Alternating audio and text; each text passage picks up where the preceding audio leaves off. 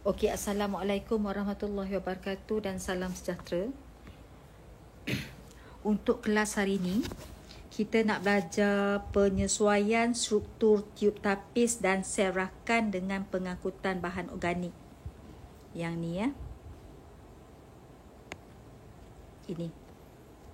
Penyesuaian struktur tiub tapis dan sel rakan dengan pengangkutan bahan organik. Okey, sebelum ni kita belajar tentang kelas sebelum ni ya. Kelas sebelum ni kita belajar penyesuaian struktur salo-xylem dan trakit. Salo-xylem dan trakit adalah merupakan komponen xylem. Jadi kena ingat, bila kita sebut xylem dia ada dua bahagian. Ada salo-xylem, ada trakit. Yang ini kita dah belajar kelas sebelum ni. Jadi untuk kelas sekarang, kita nak belajar penyesuaian struktur flowworm. Kita nak belajar tentang penyesuaian struktur flowworm. Jadi perlu diingatkan, flowworm dia ada dua bahagian juga, macam xylem. Bila kita sebut flowworm, dia terdiri daripada tiub tapis dan sel rakan. Disebabkan flowworm ini, iaitu tiub tapis dan sel rakan, berfungsi untuk mengangkut bahan organik. Bahan organik yang dimaksudkan di sini adalah glukosa ataupun sukrosa. Ini adalah bahan organik ya. So, bagaimana penyesuaian dia? Apakah ciri-ciri yang membolehkan dia berfungsi untuk mengangkut bahan organik? Jadi kita nak tengok bagaimana rupa flowworm itu sendiri. Baru kita boleh sesuaikan dengan fungsi dia. Okey, ini cikgu dah ringkaskan macam ni. Okey. Gambar rajah 1.42 seperti yang tertera di skrin awak. Ini adalah gambar rajah flowworm. Ini semua ni flowworm. Jadi bila sebut flowworm, dia terdiri daripada dua komponen penting, iaitu sel rakan dan juga tiub tapis. Ini adalah sebahagiannya sebab flowworm ni sebenarnya dia adalah satu salur yang panjang. Satu salur yang sangat panjang. Jadi ini adalah sebahagian daripada keratan memanjang salur tu. Ini adalah keratan memanjang. Cikgu tulis kat sini. Keratan memanjang. Keratan memanjang. Okey, kita tengok dulu struktur tiub tapis ya. Yang ni adalah tiub tapis. Ini adalah satu sel tiub tapis. Ini adalah satu lagi sel tiub tapis. Kat bawah ni ada satu lagi sel tiub tapis. Kat bawah ni pun ada satu lagi sel tiub tapis. Maksudnya dia macam xylem lah. Dia macam salo-xylem, di mana selnya adalah bersusun daripada hujung ke hujung.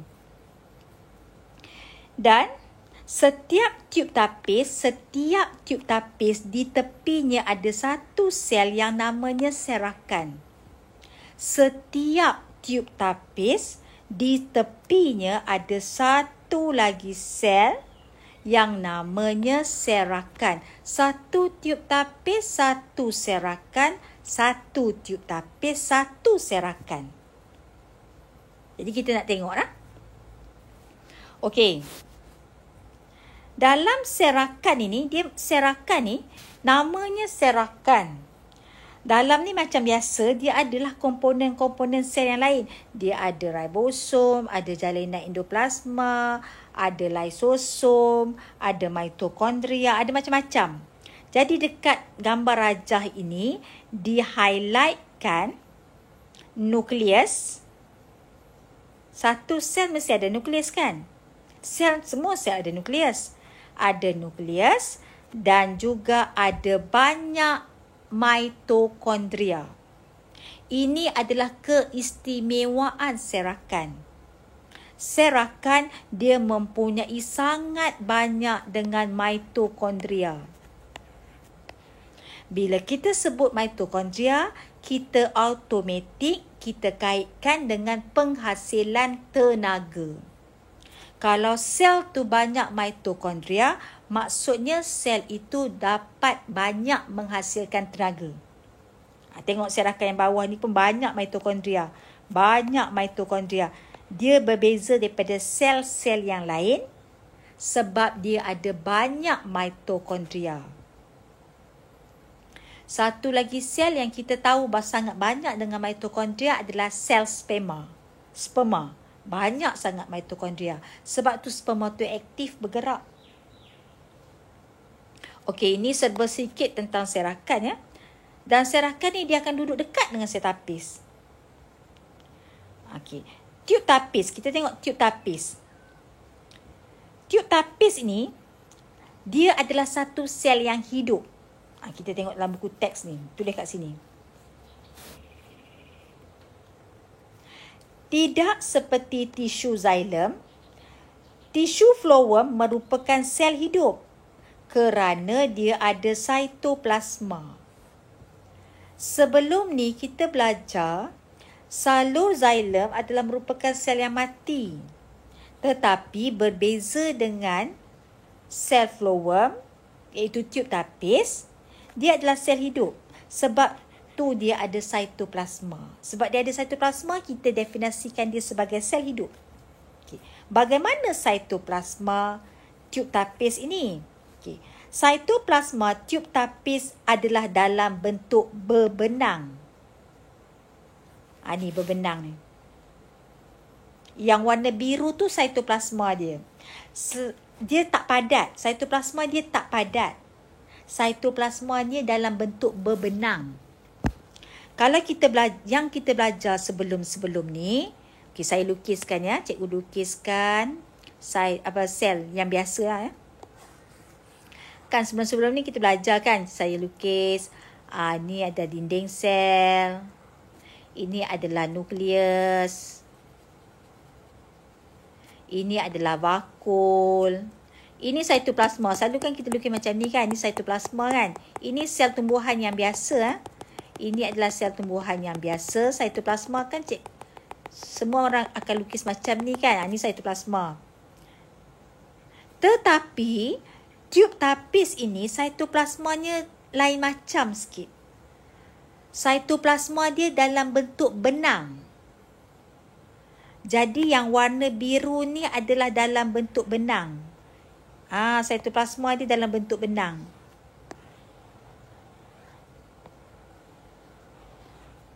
Faham ya? Jadi, namanya berbenang cytoplasma. Dan lagi satu, tolong tengok kat sini. Di sini ada pelat tapis. Pelat tapis. Ni namanya pelat tapis. Ini namanya pelat tapis. Okey, contohnya macam ni lah. Okey, cikgu ada satu penapis. Penapis. Penapis ni dia ada lubang-lubang dia kan. Ni katalah dia penapis lah. Penapis santan. Okey, yang ini namanya pelat tapis. Macam ni. Ni pelat tapis. Dan pada pelat tapis ni ada lubang ataupun liang kecil kan. Liang itu namanya liang tapis. Yang ni liang tapis. Lubang kat pelat tapis tu liang tapis. Jelas ni liang tapis. Liang tapis. Liang tapis. Jelas? Jadi saya harap awak tahu yang mana satu pelat tapis, yang mana satu liang tapis. Okey. Dan cytoplasma untuk tiub tapis adalah dalam bentuk berbenang. Jadi namanya berbenang cytoplasma. Okey, itu serba sedikit tentang tiub tapis dan juga serakan. Okey, sekarang ni kita dah kenal dia punya rupa bentuk dia. Dan kita nak kaitkan dengan fungsi dia. Fungsi dia adalah untuk mengangkut makanan. Setengah buku sebut fungsinya untuk mengangkut bahan organik. Sama je lah benda tu. Okey, kita nak tengok. Ada kat sini. Dalam buku teks awak ada. Bagaimanakah tiub tapis? Besarkan sikit. Bagaimanakah tiub tapis? Sekejap, ulang balik. Bagaimanakah tiub tapis dan sel rakan disesuaikan dengan fungsinya untuk mengangkut bahan organik? Katalah ini adalah soalan isi. Contohnya ini adalah soalan isi. Bagaimanakah tiub tapis dan sel rakan disesuaikan dengan fungsinya untuk mengangkut bahan organik? So, jawapan awak mesti macam ni. Yang pertama, kita boleh buat nombor, boleh buat point. Boleh buat nombor. Yang pertama. Tiub tapis tidak mempunyai nukleus. Okey, ni fakta dia nah. Okay, saya gariskan. Tiub tapis tidak mempunyai nukleus. Tak ada ribosom dan tak ada vakul. Sitoplasma dia bentuk berbenang. Ada sitoplasma tapi sitoplasma pun bentuk berbenang. Maksudnya dia tak padat. Dia ada banyak ruang kosong. Tak ada nukleus, tak ada ribosom, tak ada vakul dan sitoplasma dia berbentuk berbenang. Ini fakta. Ini fakta dia. Ini ciri dia. Yang ni ciri dia.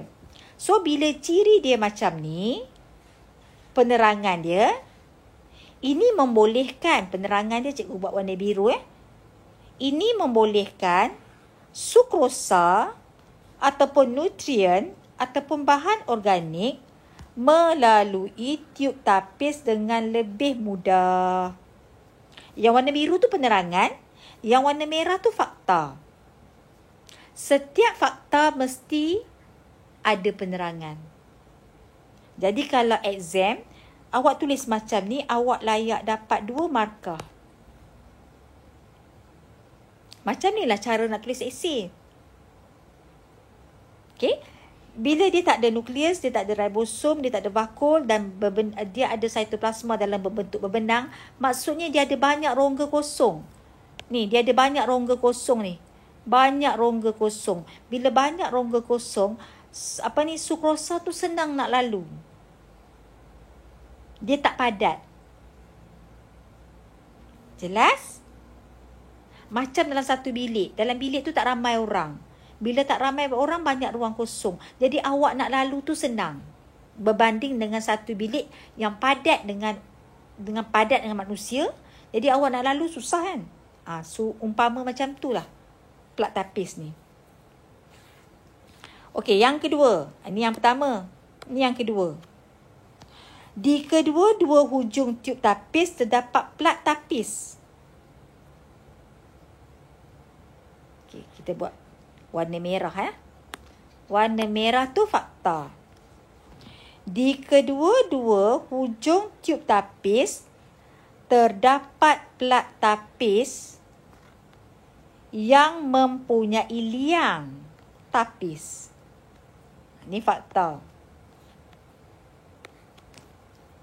Di kedua-dua hujung tiub tapis terdapat plat tapis yang mempunyai liang tapis. Dia kat sini dia berhenti sampai liang saja. Awak nak sambung mempunyai liang tapis. So, penerangan dia, kenapa dia macam tu? Penerangan dia warna biru. Ini membolehkan sebatian organik mengalir daripada satu tiub tapis ke satu tiub tapis yang lain. Jadi dia tak tertutup lah.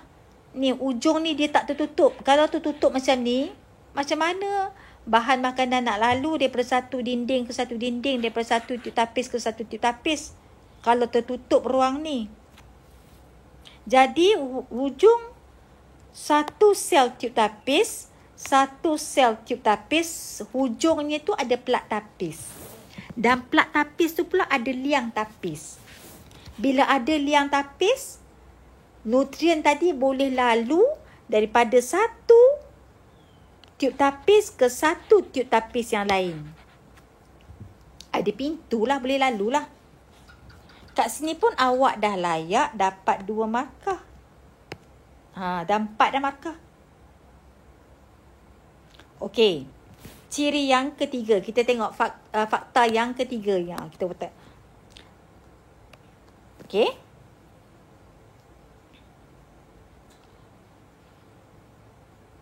Okey. Sel rakan. Okey. Sel rakan mempunyai mitokondria. Okey. Okey, saya tuliskan dia punya. Setiap tiub tapis ada ataupun dilengkapi oleh ada satu sel rakan. Ini fakta. Cikgu susun balik. Setiap tiub tapis, ini nombor 1, ni nombor 2, ni nombor 3. Setiap tiub tapis ada satu sel rakan di sebelah dia. Ini fakta. So, penerangan dia yang warna biru. So, apa kebaikan sel rakan ni? Sel rakan mempunyai mitokondria untuk membekalkan tenaga ATP bagi mengangkut sukrosa dari daun melalui tiub tapis secara pengangkutan aktif. Okey. Jadi, setiap tiub tapis ada satu sel rakan. Ini fakta dia. Satu tiub tapis, satu sel rakan. So, penerangan dia, sel rakan ni akan membekalkan tenaga ATP sebab sel rakan ni ada banyak mitokondria. Dalam sel rakan ni kan ada banyak mitokondria. Bila ada banyak mitokondria, dia ada lebih banyak tenaga. Jadi tenaga ni dia bagi dekat tiub tapis. Tenaga ni dia bagi dekat tiub tapis sebab tiub tapis nak angkut sukrosa ini secara pengangkutan aktif. Jadi pengangkutan sukrosa dalam tiub tapis berlaku secara pengangkutan aktif. Pengangkutan aktif kan perlukan tenaga. So, siapa yang bagi tenaga pada tiub tapis? Yang bagi tenaga pada tiub tapis adalah sel rakan. Setiap tiub tapis dilengkapi oleh satu sel rakan. So, ceritalah penerangan dia. So, apa guna sel rakan ni? Oh, sel rakan ni membekalkan tenaga kepada tiub tapis. Sebab apa dia boleh bekalkan tenaga? Sebab dalam sel rakan ni ada banyak mitokondria. Pengangkutan sukrosa adalah secara pengangkutan aktif. Perlukan tenaga. Jelas? Cikgu harap awak jelas lah. Jadi, cikgu nak lepas awak dah tengok YouTube ni, tolong buat nota. Dalam buku nota, tajuk kita yang ini tajuk kita. Ini tajuk kita, tulis tajuk, tulis hari, tulis tarikh, tulis tajuk. Kemudian tolong lukiskanlah gambar rajah ni. Tak perlu detail sangat pun. Boleh buat lukisan yang simple. Kalau awak rasa lukisan cikgu ni susah, awak boleh buka YouTube, boleh buka Google, cari lukisan yang senang. Kalau awak rasalah lukisan ni susah. Dan mesti ada label-label ini. Dalam lukisan awak tu kena ada label ini. Lukiskan gambar rajah ni. Kalau susah sangat, lukis je gambar rajah ni. Dan tuliskan nota ini dalam buku nota. Okey. Sekian saja untuk kali ni. Nanti kita jumpa pada tajuk yang lain pula.